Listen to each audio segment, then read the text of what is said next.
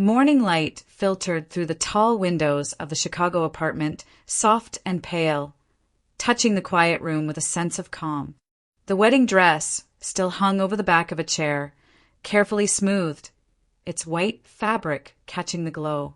On the nightstand, 2 rings rested side by side, simple and unmistakably real. Proof that yesterday had happened. Proof that the life Victoria Reynolds had imagined for herself had finally taken shape. She woke with an unfamiliar lightness in her chest, the kind that comes after a long period of uncertainty finally ends. For the first time in years, there was no immediate list of decisions waiting for her, no urgent calls, no negotiations demanding her attention. She lay still for a moment, listening to the distant hum of the city below, thinking that perhaps this was what stability felt like. At 30, Victoria had built a life few could question. She was financially independent, disciplined, and composed. The company stake she had inherited years earlier had grown under her careful management, giving her security and control. Marriage had not been a necessity for her. It had been a choice, a deliberate one. Ethan Cole stood by the bedroom window, already dressed. His phone held low as he spoke quietly. His voice dropped even further when he noticed her stirring. He ended the call without explanation and turned, smiling easily as he crossed the room. "Good morning," he said, his tone warm, confident, familiar. Ethan had a way of moving through space that made everything seem settled. He was attentive without being overbearing, affectionate without excess. Standing beside him, Victoria felt as though she had chosen well.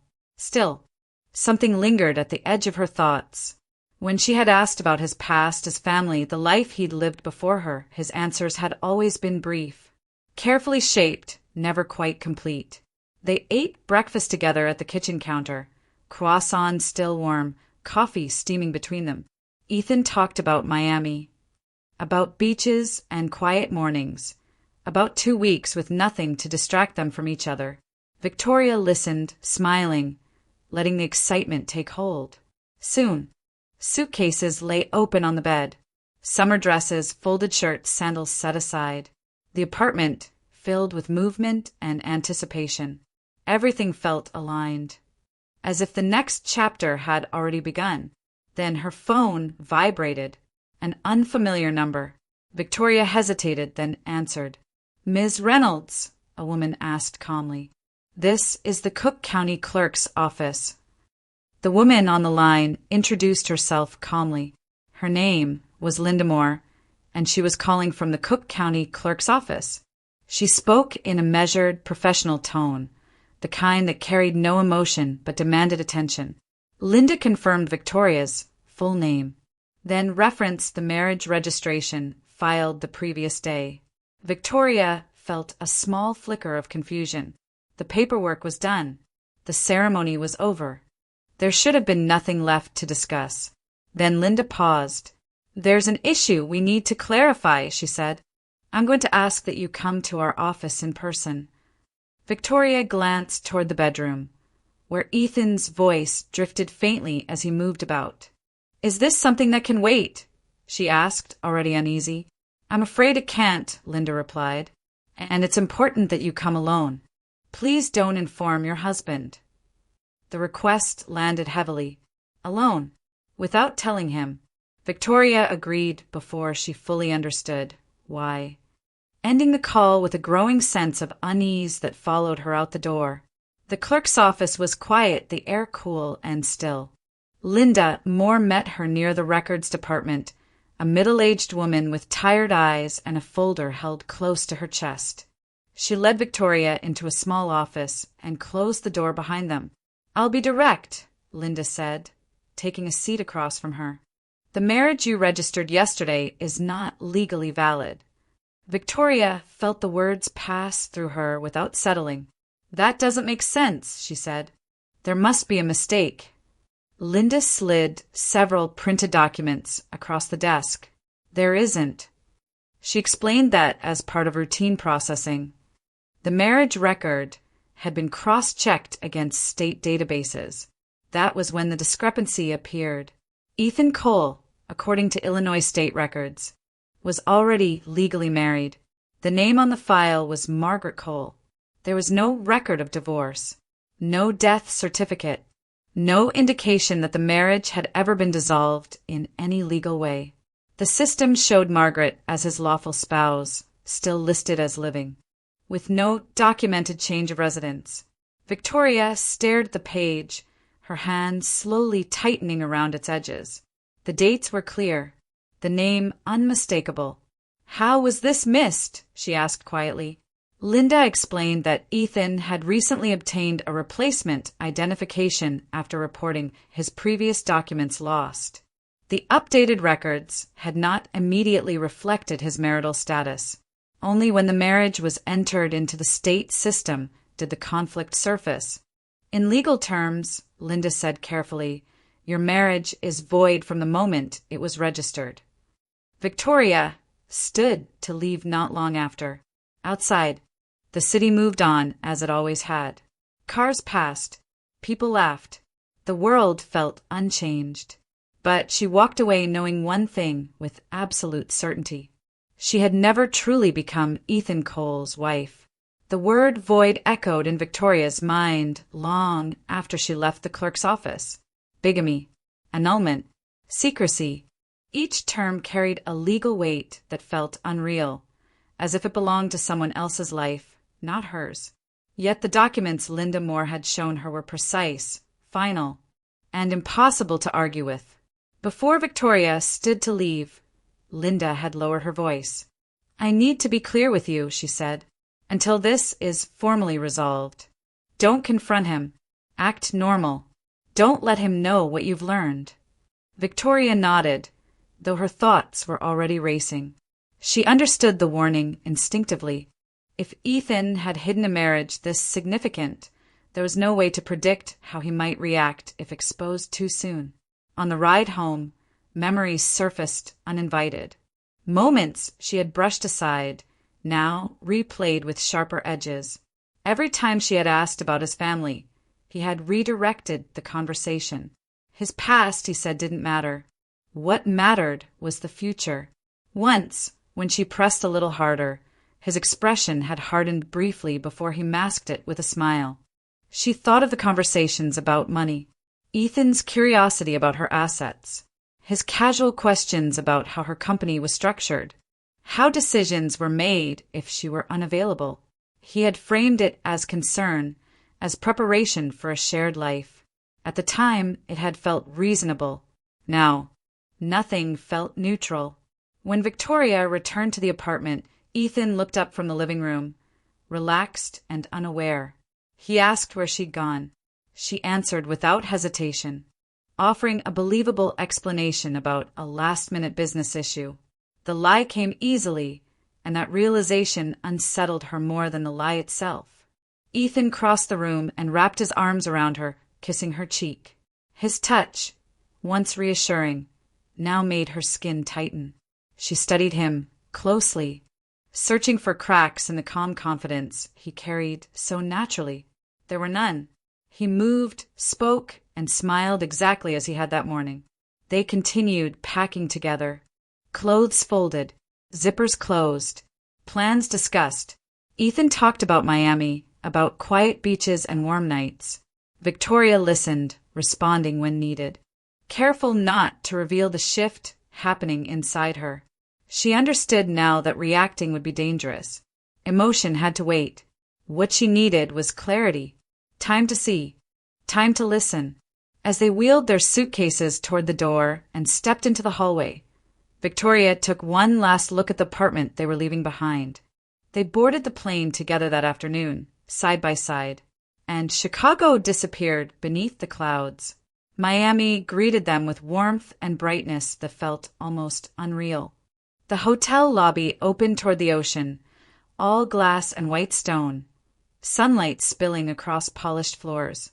A chilled bottle of champagne waited in their suite, condensation gathering slowly as waves rolled beyond the balcony doors. Everything about the setting spoke of celebration of beginnings. Ethan moved through the room with easy confidence, pulling the curtains wide, pointing out the view, commenting on how perfectly everything had been arranged.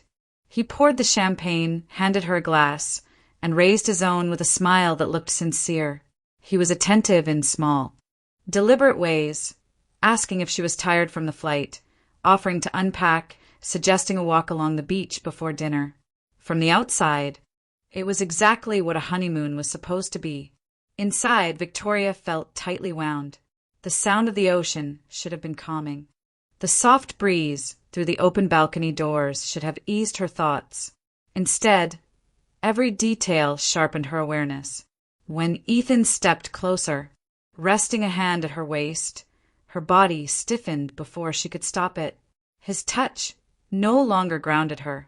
It unsettled her. She watched him carefully now. The way he spoke, the way his eyes lingered on her face, searching for something she worked hard not to reveal. When he kissed her temple, she forced herself to remain still, telling herself that fear would only make her careless. Later, when Ethan left the room to check with the front desk about dinner reservations, Victoria locked herself in the bathroom and leaned against the sink, breathing slowly until the tension eased just enough to think clearly. She knew she couldn't carry this alone. She took out her phone and scrolled until she found Daniel Brooks's name. Daniel answered quickly, his voice familiar and steady. He asked how the trip was going, whether Miami was as beautiful as everyone said. Victoria didn't waste time on pleasantries. She told him everything. About the call from the clerk's office, about the annulment, about Margaret Cole, the woman who had married Ethan years earlier and then vanished without a trace. Daniel listened without interrupting. When she finished, there was a pause, not disbelief, but careful consideration. "Don't confront him," he said at last. "Not yet. You did the right thing calling me."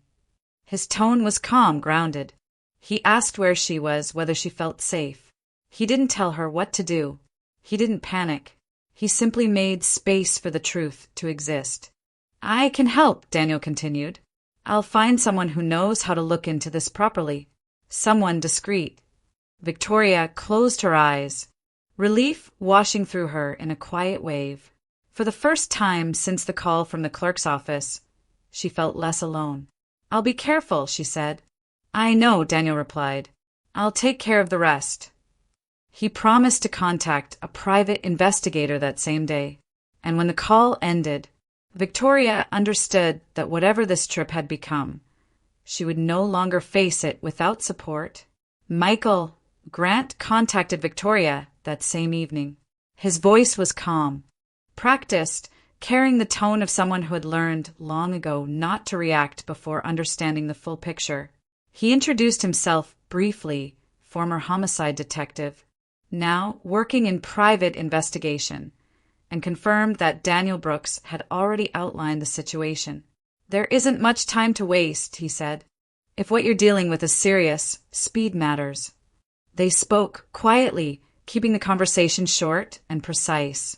Victoria answered his questions carefully, providing Ethan's full name, date of birth, previous addresses she knew, and the limited information she had learned from the county clerk's office.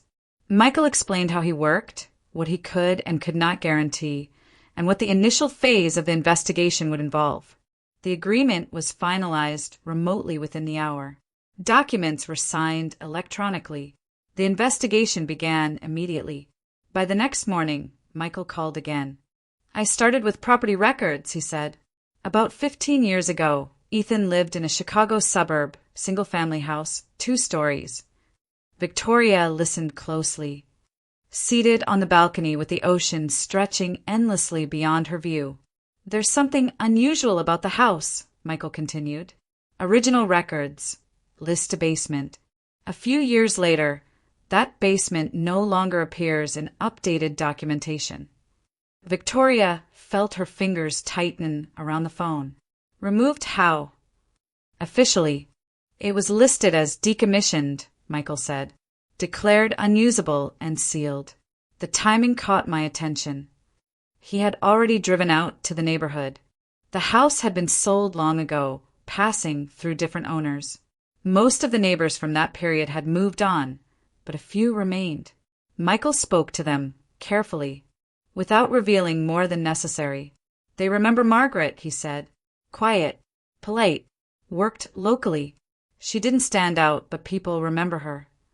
The day she disappeared, several neighbors recalled hearing raised voices coming from the house, a loud argument, doors slamming. Nothing unusual enough to call the police at the time, but distinct enough to be remembered years later. After that day, Margaret was never seen again. More details followed. In the weeks after her disappearance, Ethan had kept to himself, curtains drawn, no visitors. Then came the construction activity, late-night deliveries of gravel and cement, work done after dark. When a neighbor asked what was happening, Ethan had explained it away as repairs to an old foundation. Michael paused before continuing. I checked financial records, he said. Margaret's bank activity ends abruptly. One routine purchase, then nothing. Her phone went silent the same night she disappeared. No travel records, no new accounts, no digital trace. Victoria leaned back against a chair, staring out at the water without really seeing it. I can't say this with absolute certainty yet, Michael said carefully, but based on what I'm seeing, this doesn't look like someone who chose to leave. He let the silence settle. There's a strong possibility this is a homicide, he said. Victoria returned to Chicago under the cover of business. The explanation was simple and believable: urgent meetings, documents that required her signature, decisions that couldn't be delayed. Ethan accepted it without protest, offering to stay behind and finish unpacking. She left Miami with a composed smile and a nod of dread she kept carefully hidden. 2 days later, she sat across from Detective Alan Pierce in a quiet office at the Chicago Police Department. Michael Grant was there as well. A thick folder laid open on the desk between them. Pierce listened without interrupting as the timeline unfolded. Margaret Cole's disappearance, the sealed basement, the construction work done at night, the financial silence that followed. Grant presented the documentation methodically: property records, statements from neighbors, bank summaries, phone data. Each piece alone might have raised questions. Together, they formed a pattern that was difficult to dismiss. Pierce leaned back in his chair, eyes fixed on the papers. This is enough to move forward, he said at last. I'll request authorization for a search. The process took time. Paperwork, approvals, a warrant. Victoria waded through it all, sitting rigidly in a hallway chair, replaying everything she knew about Ethan, everything she had missed. When Pierce returned, the warrant was already in motion. The former house stood quiet on a tree-lined street in the suburbs, unchanged on the outside. The current owner had been informed and stood off to the side, pale and silent, as investigators moved through the rooms. In a small storage area near the back, Pierce stopped and gestured toward the floor. This is where the basement access used to be, he said. Workers brought in equipment. The air filled with noise as the first layer of concrete was broken. Dust rose and settled in gray clouds.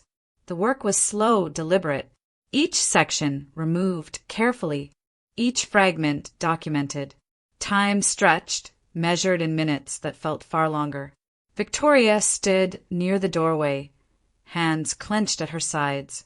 She watched the process without blinking, aware that whatever lay beneath would change everything. After hours of labor, one of the workers paused. He crouched lower, brushing away loose debris by hand. Pierce stepped closer. Then he straightened, his expression tightening. Stop, he said. Carefully. What emerged beneath the concrete was not foundation material. It was earth, disturbed, uneven. As more was removed, fabric appeared, darkened, fragile, unmistakably human. Moments later, bone.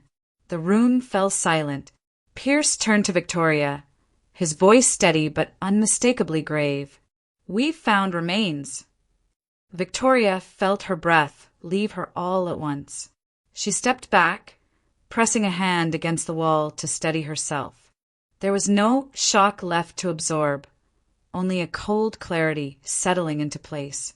Margaret Cole had never disappeared. She had been buried beneath the floor. The forensic confirmation arrived quickly. Dental records matched. The remains recovered beneath the sealed floor belonged to Margaret Cole. The medical examiner's report was precise and unambiguous. The injuries were consistent with a violent assault. Fractures indicated force applied with intent, not an accident, not a fall. The cause of death aligned with sustained trauma inflicted at close range. Detective Alan Pierce signed the arrest order that same day. Ethan Cole was taken into custody at the airport, minutes before boarding an international flight. He appeared calm when officers approached him, mildly irritated rather than alarmed. He complied without resistance, offering a practiced smile as if the situation were a misunderstanding that would resolve itself with a phone call. His luggage was set aside. His passport was confiscated. He was escorted away as travelers looked on, unaware of what had just unfolded.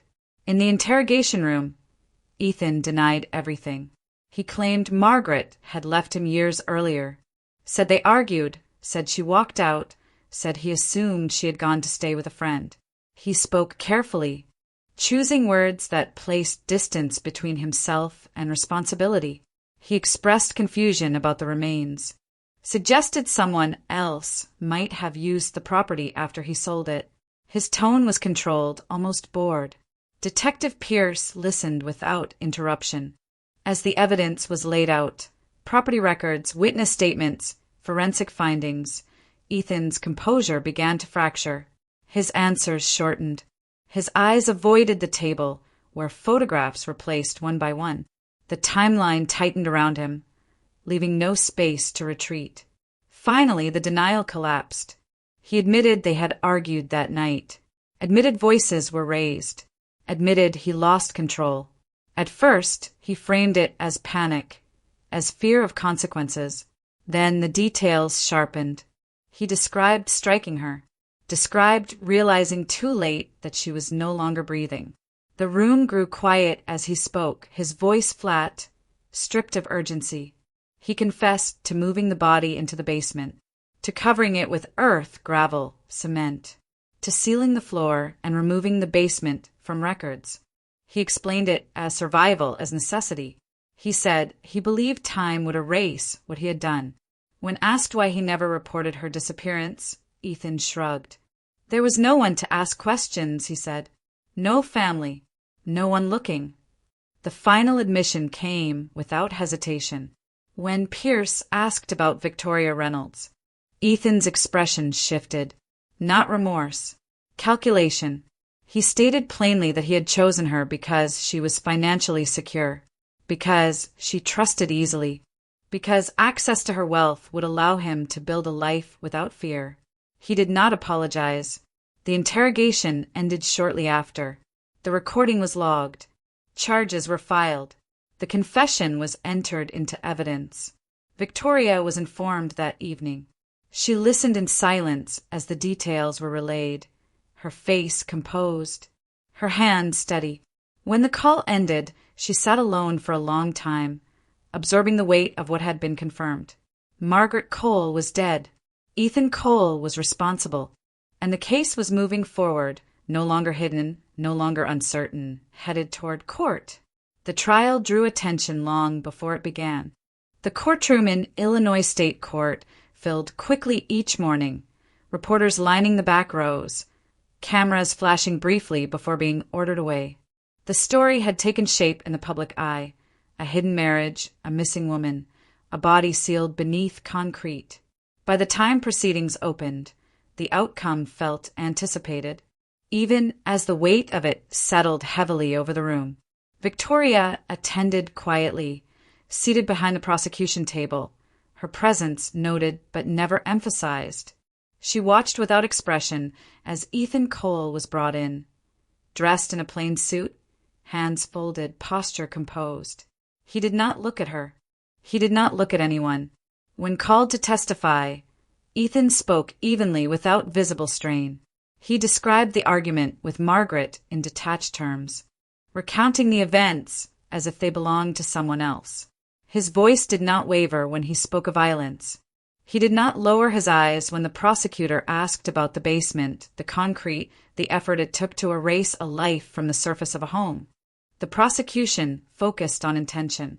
They laid out the timeline with precision, emphasizing what came after the assault: the deliberate concealment, the calculated removal of records, the months and years spent living freely while Margaret remained buried beneath a floor. Each action, they argued, demonstrated premeditation and sustained awareness of guilt. Evidence followed evidence: photographs, property filings, financial records, forensic conclusions. The narrative was unbroken, the logic relentless. The defense did not deny the death. Instead, they attempted to reshape it. They described Ethan as overwhelmed, emotionally unstable at the time of the argument. They suggested a loss of control, a moment of panic followed by fear-driven decisions. They spoke of stress, of marital conflict, of regret. The judge listened without interruption. When the defense concluded, the courtroom grew still. The judge addressed the arguments directly, dismissing any attempt to reduce responsibility. Emotional distress, he stated, did not explain years of silence. Panic did not account for systematic concealment. Whatever the circumstances of the argument, the actions that followed were deliberate. Sentencing came swiftly. Ethan Cole was sentenced to 15 years in prison. There was no outburst, no visible reaction. He nodded once, as if acknowledging a figure in a contract rather than the span of his own life. As officers led him away, he did not look back. The courtroom slowly emptied. Conversations resumed in low tones. Reporters filed out, already preparing headlines that would compress everything into a few decisive lines. Victoria remained seated until the room cleared. When she finally stood, her legs felt steady beneath her. She had expected relief. What she felt instead was a quiet finality. Justice had been served, clearly and publicly, but nothing could return what had been taken. Margaret Cole would never leave that basement on her own. Years could not be restored. Fear could not be undone entirely. The law had spoken, but the consequences would continue long after the courtroom lights were turned off. As Victoria stepped outside, the city moved on around her unchanged. Justice had been delivered, and the damage remained. The annulment was finalized quietly. No ceremony, no signatures exchanged in person. A legal notice, a sealed document, a record corrected. The marriage that had never truly existed was formally erased from the system, reduced to a brief administrative error that would no longer follow Victoria Reynolds through her life. She returned to the apartment alone.